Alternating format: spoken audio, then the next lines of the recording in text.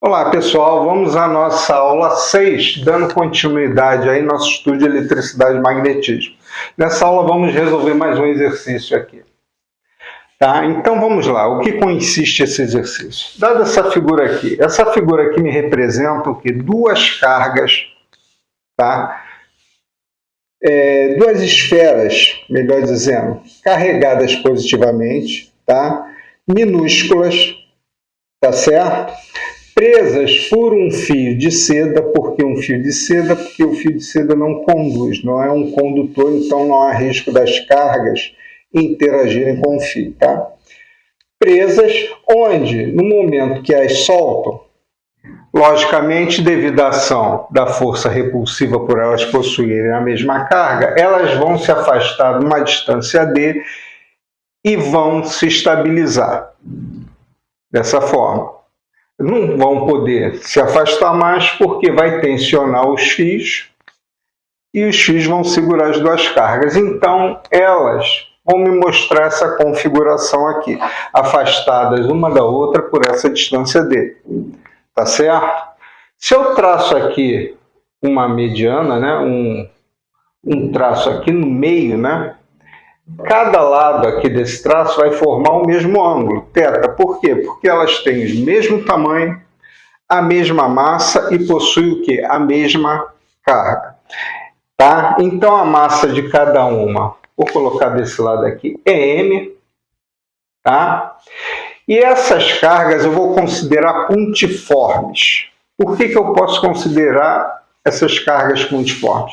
Como elas são esferas minúsculas, o raio dela, em comparação à distância que as separam, é muito pequeno. Então, posso considerar como cargas pontiformes. Tá certo? O que eu quero com esse exercício? Eu quero mostrar que a distância que separa essas duas cargas é dada por essa equação, onde essa distância d vai ser igual à raiz cúbica, né? Isso aqui é 1/3, né? Então representa uma raiz cúbica, né? Que vai essa raiz cúbica de q ao quadrado vezes L dividido por 2π ε0 vezes a massa vezes a gravidade. ε0 é a permissividade elétrica no vácuo, tá certo? Nós já falamos disso no início da aula. Nós vamos utilizar agora aqui a nossa constante K como 1 sobre 4π ε0, e não da forma numérica que a gente vinha usando, que era igual a 9 vezes 10 à nona, né? Vamos utilizar da forma literal. Por quê? Esse exercício aqui é mais destinado ao pessoal da graduação na área de ciências exatas, né? Física, química, engenharia. E aí? Mas é um exercício que um aluno do ensino médio pode resolver também, é tranquilo, porque não vamos entrar em cálculos matemáticos mais sofisticados, como integral, limite, derivada, nada disso, tá? Só vai exigir um pouquinho mais de conhecimento e trabalho, vocês têm que estudar um pouco mais, tá certo? Então ele quer que prove que essa distância é dada por essa equação. Bom, ele impõe uma condição aqui, que é uma condição matemática que vocês podem verificar. Que tangente de θ é aproximadamente seno igual ao seno de θ quando esse ângulo for muito pequeno. Vocês podem verificar isso na sua calculadora aí. Pega aí, vê o valor em radianos, tá? De seno de 5 graus e tangente de 5 graus. Você vai ver que o valor do seno e da tangente vão ser praticamente iguais quando esse valor do ângulo for muito pequeno. Tá? Então, o meu desenho aqui, ele já está me dizendo que esses valores de θ aqui, que esse ângulo θ será muito pequeno. Tá certo? Ele já está me dando essa condição aqui. Bom, o fio tem comprimento L e a massa de cada carga dessa aqui é dada por L. Então, vamos lá. Olha bem, esse exercício vai envolver a primeira lei de Newton. Tá? O que a primeira lei de Newton fala? Né? Que todo corpo, né, tende a manter seu estado de movimento retilíneo uniforme ou de repouso, a menos que forças externas alterem esse estado. O que ele está me dizendo isso? Que um corpo só vai obedecer à primeira lei de Newton se ele estiver em repouso ou se deslocando em MRU, ou seja, movimento retilíneo uniforme. Quanto vale a aceleração no repouso? 0. E o que é o MRU? É um movimento com velocidade constante. Se a velocidade é constante, quanto vale a variação da velocidade? É 0, né? Se a variação da velocidade é 0 no MRU, isso significa que a aceleração também é 0. O corpo também não está acelerado. Por quê? Qual é a equação da aceleração? É a variação da velocidade pela variação do tempo. Se a variação da velocidade é 0, então vai ficar 0, que divide qualquer valor, que vai dar 0. Logicamente, então, a aceleração é 0. Então, a minha primeira lei de Newton está me dizendo que meu corpo não está acelerado. Tá? Que para ele estar obedecendo a primeira lei de Newton, ele tem que estar se deslocando em movimento retilíneo uniforme ou em repouso. Nesse caso aqui, está obedecendo a primeira lei de Newton. Por quê? No momento que elas se afastam, tensiona o meu fio de seda e param, isso está me dizendo que tem forças envolvidas. Tá? A primeira lei de Newton, quando diz isso, que esse corpo está em repouso ou em movimento retilíneo uniforme, ela também está dizendo o seguinte, que as forças que estão atuando sobre aquele corpo estão em equilíbrio. Tá certo? Não quer dizer que o corpo não tenha força, elas estão em equilíbrio. Um exemplo clássico, eu estou aqui parado, tá? Estou em pé aqui paradinho. As forças cessaram sobre o meu corpo? Não. Existe o quê? Quais forças estão atuando nesse momento aqui? É a força peso, que tenta me puxar para o centro da Terra, não é? E minha força o quê? Normal. Mas por que eu estou parado? Porque tanto a minha força peso quanto a força normal, elas duas estão em equilíbrio. Então, meu corpo está obedecendo o quê? A primeira lei de Newton. Então, a primeira lei de Newton, que diz quando um corpo não está acelerado, ele está dizendo que todas as forças que possam estar atuando sobre aquele corpo, elas estão em equilíbrio. Não há sobra de forças. Tá certo? Ele está dizendo isso, não tem saldo de força. Tá? Se houver um saldo de força, isso está me dizendo que meu corpo não está mais obedecendo a primeira lei de Newton, e sim a segunda lei de Newton. A segunda lei de Newton, ela trata de corpos acelerados. Tá certo? Então, como as cargas se afastaram, se estabilizaram nessa posição, né, logicamente pararam, então as forças que estão atuando sobre elas estão em equilíbrio. Tá? Então ela está obedecendo a primeira lei de Newton. Vamos ver o seguinte, como eu já disse antes, a intenção desse exercício é definir que essa distância aqui é dada por essa equação. Então vamos lá. Então a gente já sabe que cada carga dessa tem massa m, tá certo? Que minha constante K agora vai ser dada por essa forma literal, tá certo? O comprimento do φ é L e vamos considerar que a tangente de θ é aproximadamente, ou seja, é quase igual ao seno de θ, quando este ângulo θ aqui for muito pequeno. Então está definido aí. Então, através dessas informações, eu tenho que chegar a essa equação. Então vamos lá. Vamos começar a colocar quais são as forças que estão atuando sobre o corpo. Então aqui eu vou apagar aqui, tá? Para a gente poder usar aqui. A gente sabe que essa distância entre as duas aqui é D, né? Então logo de cara aqui eu tenho quem? A minha força peso. Eu tenho aqui a minha força peso. Força é uma grandeza vetorial. Tá certo? Bom, eu tenho a força elétrica atuando, só vou botar desse lado aqui, né? A gente sabe que tudo que está acontecendo desse lado vai estar acontecendo deste, mas eu não preciso calcular os dois lados, basta eu saber um lado. Então, tem aqui a força elétrica atuando nesse corpo, né? Vai ser a força, chamar essa aqui de carga Q1 e aqui Q2, nessa força elétrica vai ser o quê?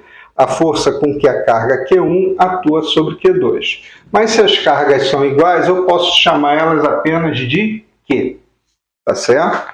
E tem outra força atuando aqui, qual é? A tensão no fio. Então tem aqui a tensão, tá certo? Então são essas forças aqui que estão atuando sobre essa carga. Bom, olha bem, força é o quê? Uma grandeza vetorial, tá certo? Então vamos passar para o lado de cá, vamos colocar essa força aqui num plano vetorial, para ficar mais fácil, para a gente entender o que está acontecendo.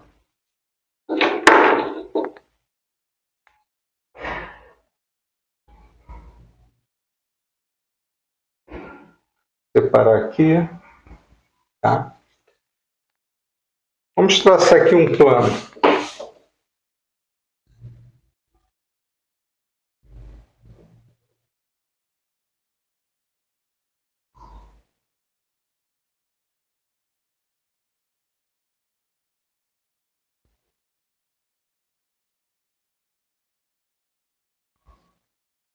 Tá? Tem aqui meu plano, eu vou traçar os vetores, aqui x e aqui y, né? Bom, supondo aqui que essa carga aqui esteja nessa origem aqui, tá certo? Bom, quem está acompanhando, está estudando lá as aulas de cálculo vetorial, vocês sabem que eu posso transportar qualquer vetor no plano ou espaço, tá? Para qualquer lugar, mas isso eu tenho que manter o quê? Manter o mesmo módulo, a mesma direção e o mesmo sentido do vetor. Então é como se eu transportasse esse vetor tensão para cá. Esse vetor vai estar aqui. Vou botar em caneta azul para destacar. Então esse aqui vai ser o vetor tensão. Tá certo? Vou botar em azul aqui. Esse aqui, né? Se eu traçar meu plano XY aqui, ó, Y, né? E aqui, X, né? E aqui continua aqui, né? O eixo Y. É exatamente o que eu estou fazendo ali, tá? Então aqui está meu vetor força elétrica e aqui vai estar o vetor peso, tá? Então temos esses três vetores atuando sobre aquela carga ali. Como eu disse, o que acontece desse lado acontece deste, a mesma coisa, tá certo? Bom, então vamos lá. Esse vetor aqui, força elétrica, ele só tem componente ao longo do eixo X. Esse vetor peso, ele só tem componente ao longo do eixo Y. Mas o meu vetor tensão, né? Tensão é uma força, tá? Antes que alguém pergunte. Né? Quando tu tensiona uma corda, na verdade, que tu está aplicando que é uma força sobre ela, né? Eu tenho que decompor nas componentes. Ele vai ter aqui uma componente ao longo do eixo X, eu vou chamar de TX, e uma componente aqui ao longo do eixo Y, né? A gente sabe que um vetor no plano, né, um vetor só aqui sei lá, um vetor R qualquer, ele vai ser a soma o quê? Da componente em X mais a componente em Y. Se for no espaço, esse vetor vai ter a soma também da componente em Z. Tá certo? Do eixo Z. Mas como eu estou trabalhando no plano, então esse vetor tensão, ele só vou separar eles nas componentes em X e Y. Bom, então levando em consideração a primeira lei de Newton, que diz isso, né? Que a força resultante sobre um corpo é igual a zero. Isso significa que as forças sobre esse corpo estão em equilíbrio. Então ele está me dizendo aqui, né? Como esse sistema ficou em repouso após o afastamento das esferas, que a força resultante que está atuando em cada uma dessas duas esferas vai ter que ser igual a zero. E a força resultante, ou seja, qualquer força, é escrita pela soma das componentes em X e em Y, né? Então, vai ser escrito pela soma da força resultante das componentes em X mais a força resultante das componentes em Y. E isso tem que ser igual a zero. Tá? Porque a força resultante, para obedecer à primeira lei de Newton, tem que ser igual a zero. Tá? Ou seja, o somatório das forças tem que ser zero. Bom, mas para que essa força resultante seja zero, isso aqui implica que minha componente x, ou seja, o somatório das forças sobre o eixo x tem que ser zero, como também o somatório das forças em relação ao eixo y tem que ser zero também. Tá certo? Porque se somente uma for zero, ou x ou y, tá? Se somente, por exemplo, x for zero, vou ter a componente y, então não obedece à primeira lei de Newton. O corpo vai estar acelerado e vai existir forças atuando de cima para baixo ou de baixo para cima sobre aquele corpo, tá certo? Então, para isso é que ser zero, tanto a resultante sobre o eixo x como a resultante sobre o eixo y tem que ser zero. Bom, quem são as forças que atuam na direção do eixo x? Então vamos colocar aqui. Força resultante sobre o eixo x vai ser quem? Temos a força elétrica, né? Menos a componente Tx. Menos por quê? Porque ela está atuando no sentido negativo do eixo x.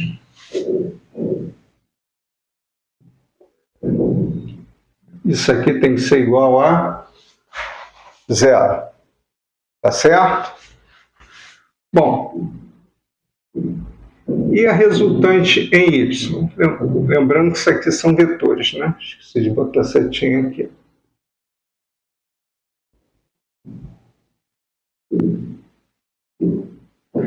Quem são as componentes em y? Ah, faltou aqui de eu botar aqui, né? Decompus, tá? A tensão, tá? Na componente Tx e aqui na componente Ty. Esqueci de colocar ali. Bom, e agora as forças que atuam sobre o eixo y? É a componente Ty, que está para o lado positivo do eixo y, né? E o peso, que está no sentido negativo do eixo y. Isso aqui também tem que ser zero. Tá certo? Bom, mas quem é Tx, quem é Ty e quem é a força elétrica e quem é o peso? Então vamos definir Tx, Ty, força elétrica e o peso. Bom, olha bem, se esse ângulo aqui é θ, isso significa que esse aqui também será θ. Tá? Se esse ângulo é θ, este é θ. Então isso está me dizendo que isso aqui é um ângulo θ. Então, se eu olhar aqui, essa componente Tx tem o mesmo comprimento dessa parte de cima aqui, não é? Essa componente dx vai ter o mesmo tamanho dessa aqui. Então, posso dizer que este pedaço aqui de cima é igual a tx. Então, vou pegar essa figura aqui, que é um triângulo retângulo, né? Então, tem esse seguinte triângulo retângulo.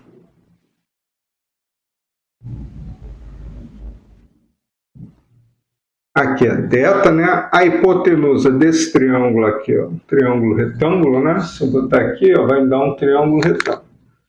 Aqui é t. Aqui vai ser quem? A minha componente ty, né? Esse cateto vai ser ty, e o de cima aqui vai ser o meu tx. Tá certo? Meu tx. Tá ok? Bom, então eu tenho o que aqui, ó? Quem é seno de θ? Seno vai ser o quê? O cateto oposto sobre a hipotenusa. Então, meu seno aqui, meu seno de θ, cateto oposto, quem é? Tx. E minha hipotenusa vai ser t. Isso está me dizendo aqui, se eu passar t, que está aqui embaixo dividindo, passo para cá multiplicando. Isso está me dando o quê? Que tx vai ser igual a t seno de θ. Agora vamos lá, quem é meu cosseno? Cosseno de θ vai ser meu cateto adjacente, quem é? Ty sobre a hipotenusa. Então aqui vai ser Ty sobre t. Mesma coisa, passo t para cá multiplicando. Então eu tenho aqui Ty vai ser igual a t cosseno θ. Por que eu preciso achar tx e ty? É como se o problema já te desse o valor de t, o valor da força elétrica e o valor do peso. Tá certo? Isso é um problema literal. Bom, então já sei quem é tx, está aqui. Ty está aqui. Bom, o peso a gente sabe quem é. Quem é o peso? Peso vai ser igual a massa vezes a aceleração da gravidade já temos. Bom, então agora falta definir quem é a minha força elétrica. Bom, vou botar aqui embaixo, dá para ver, né? Minha força elétrica vai ser dada por K, né?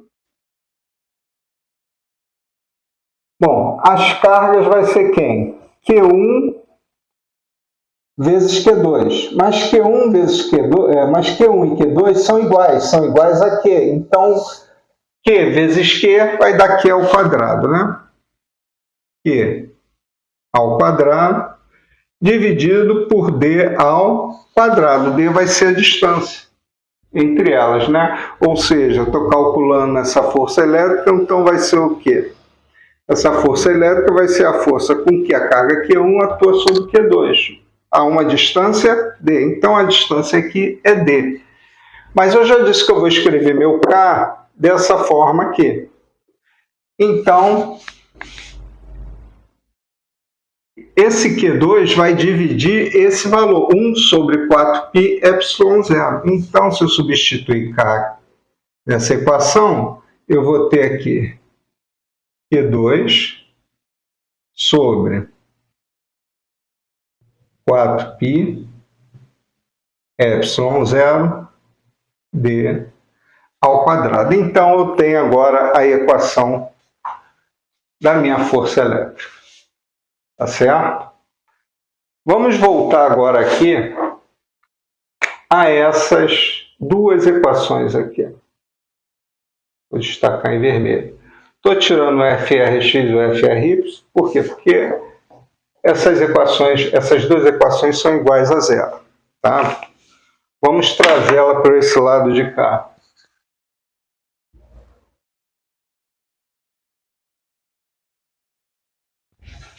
tá? Bom, vocês que estão estudando aí o cálculo vetorial, vai ver o seguinte, que eu posso escrever qualquer vetor como sendo o módulo dele vezes o vetor unitário da direção. Esse Ezinho como vetor unitário, ele pode ser o I, pode ser o J, pode ser o K, se eles estiverem sobre o eixo, né? Se estiver sobre o eixo X, esse vetor vai ser o I, se estiver sobre o eixo Y, vai ser o J, e se estiver sobre o eixo Z, vai ser o K. Mas se ele estiver no plano no espaço, ele vai ser uma combinação de IJ ou IJK, tá? Por exemplo, porque ele não vai estar sobre o eixo, ele vai estar o quê?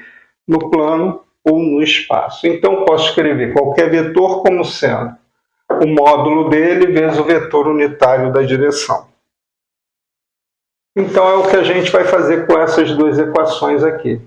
Então, posso escrever, ó, a força elétrica está onde? Está sobre o eixo X. Então, posso escrever ela aqui, ó, minha força elétrica.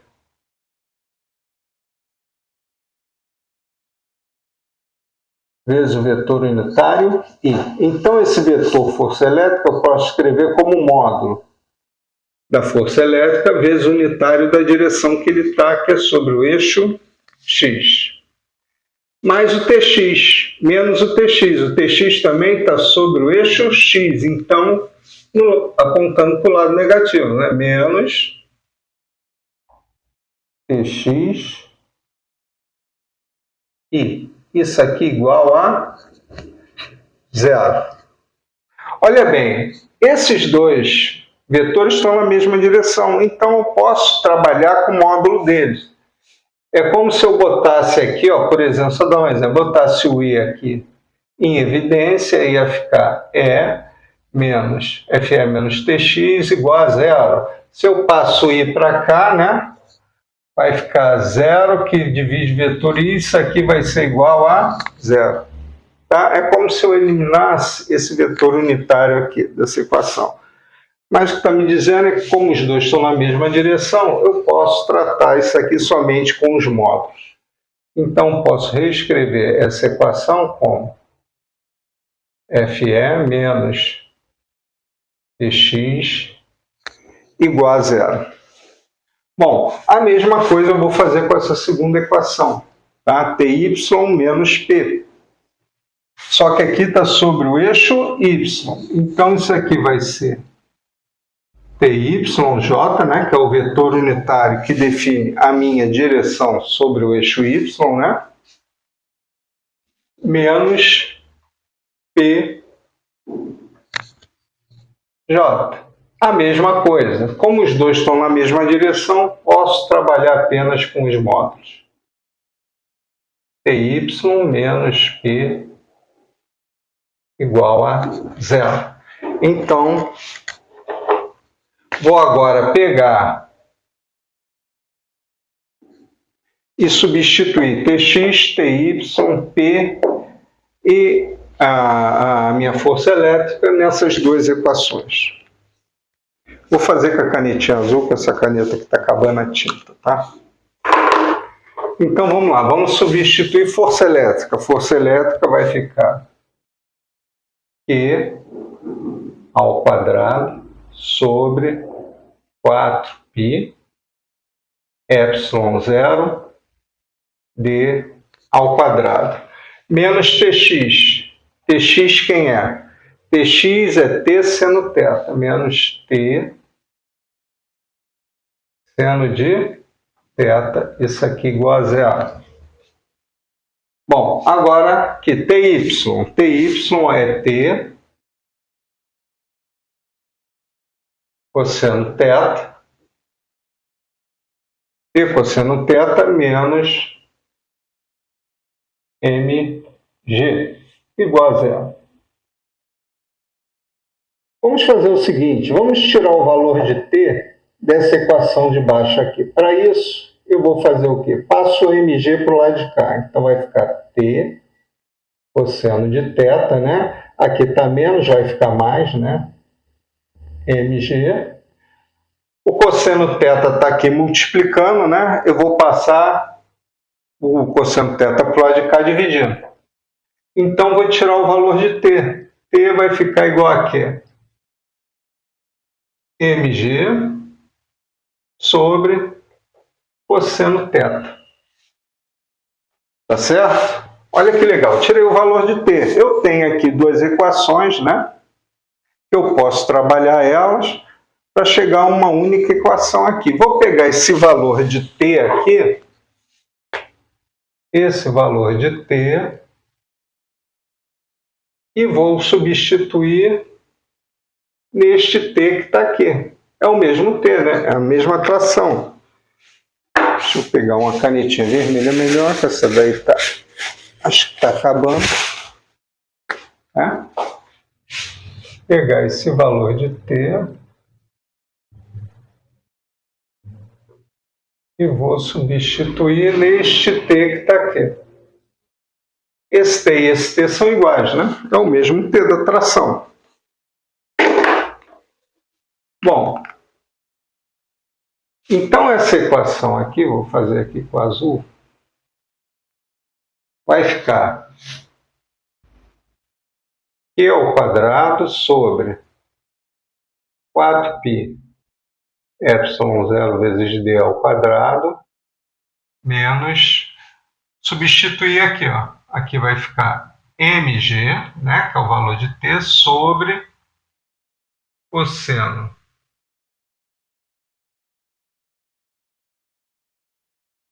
de θ, oh meu Deus, cosseno de θ vezes aqui seno θ.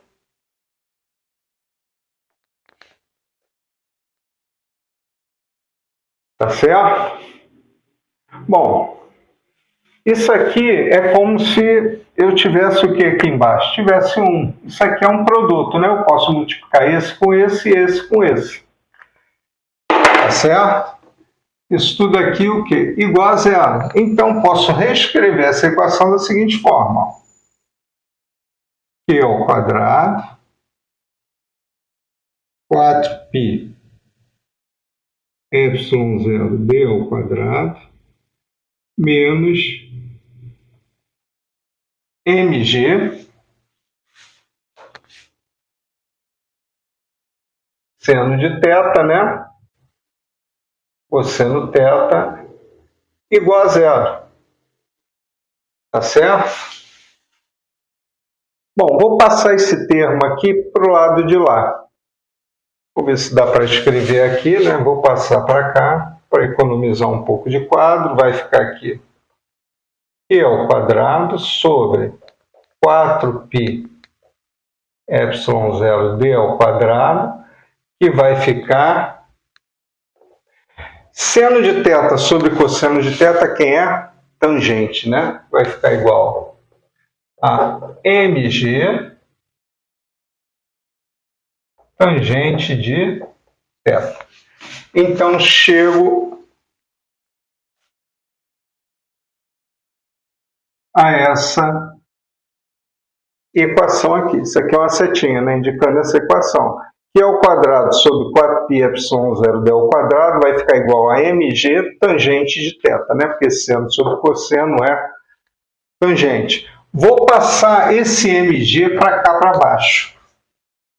Tá? Esse mg está multiplicando aqui, ele passa para cá dividindo. Então, vou chegar aqui aonde? Vou chegar aqui tangente de θ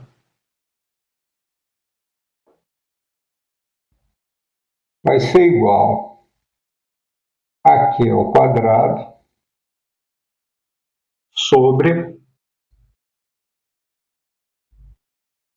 4π ε0 d ao quadrado vezes m vezes g.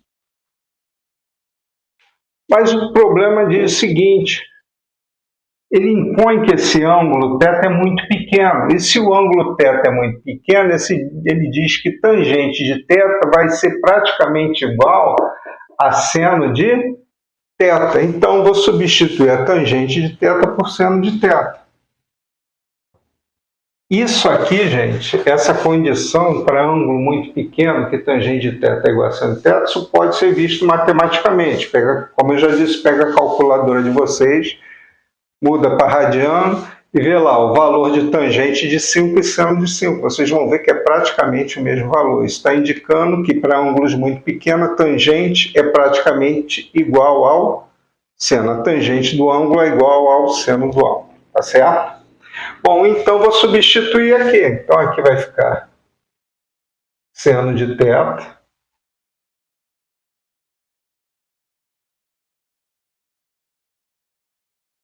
vai ser igual aqui sobre 2 sobre 4π ε0 d ao quadrado mg.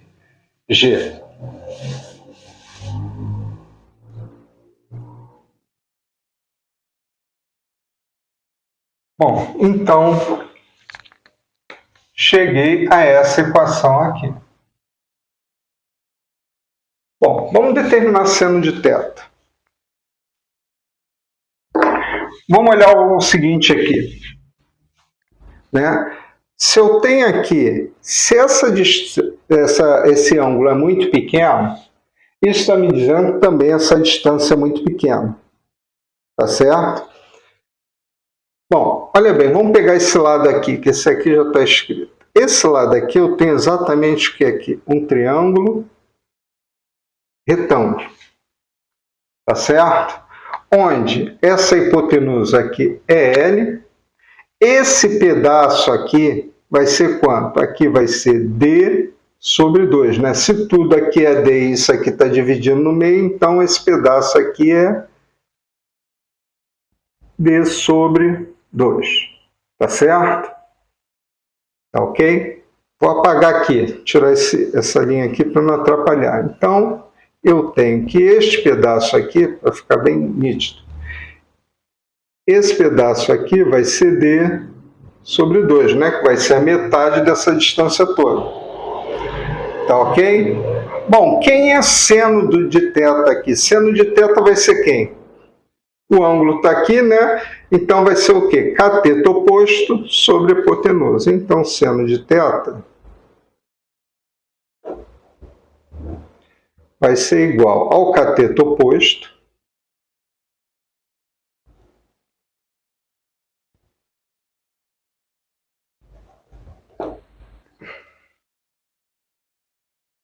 que é D sobre 2 sobre a hipotenusa que é L.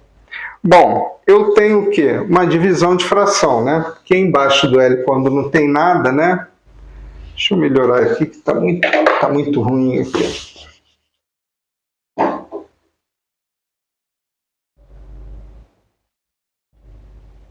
D sobre 2 sobre L. Agora sim.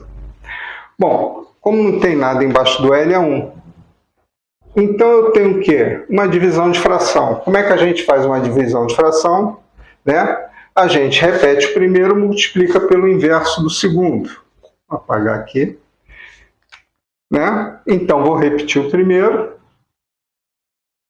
Vai ficar D sobre 2. Vou multiplicar pelo inverso do segundo. Vai ficar 1 sobre L. Então, logicamente, meu seno de L vai ser D dividido por 2L. Tá certo? Então, meu seno de θ é D sobre 2L.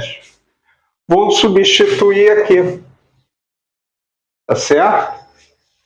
Então, vai ficar aqui D sobre 2L vai ser igual aqui ao quadrado, aqui 4π, né? 4π ε0 d ao quadrado vezes mg. Vamos lá. Se eu multiplicar esse lado e esse lado por 2, né? Multiplico aqui por 2 e multiplico aqui por 2. Então, vou cortar esse 2 com esse 2, né? Que vai ficar 2 dividido por 2. Vai dar 1. E 2 Vou simplificar com esse 4. Cortar 2 aqui, aqui vai ficar 2. Tá certo?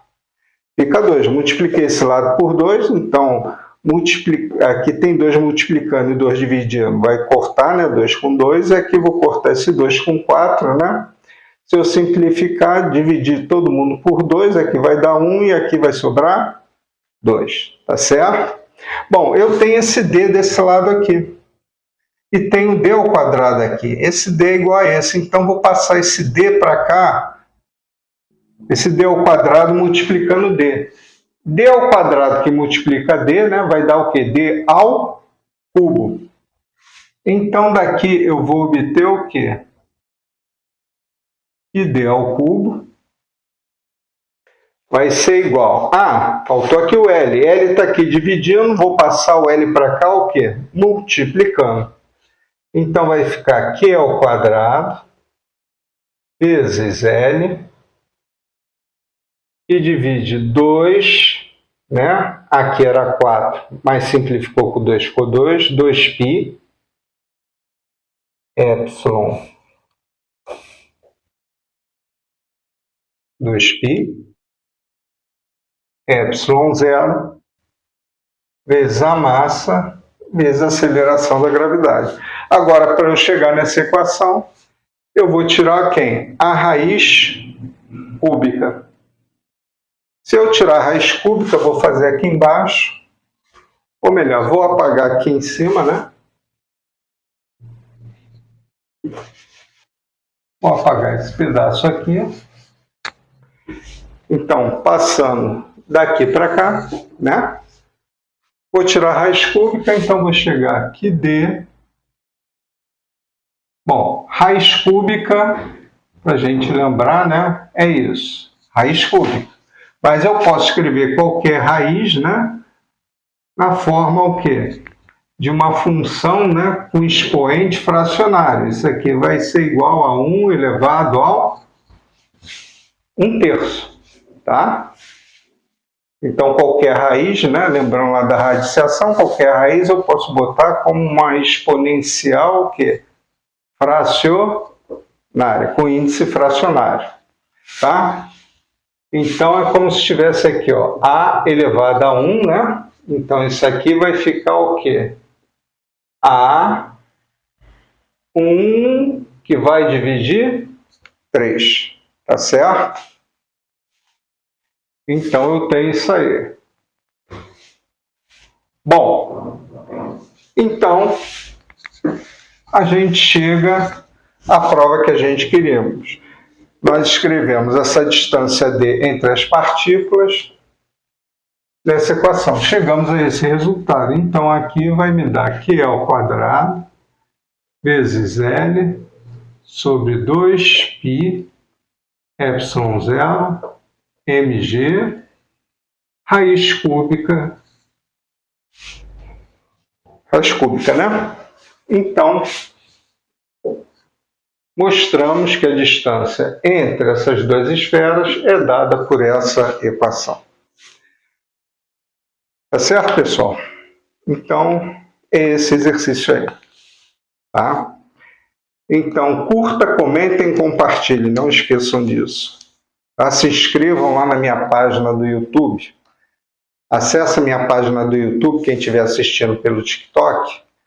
Acessando minha bis no TikTok, embaixo tem um íconezinho semelhante a um elo de corrente, onde está escrito do lado dele instagram.com/Paulo Roberto. Clica nesse íconezinho, vai abrir 2 acessos, um para realmente para a página do meu Instagram e o outro para o meu canal do YouTube.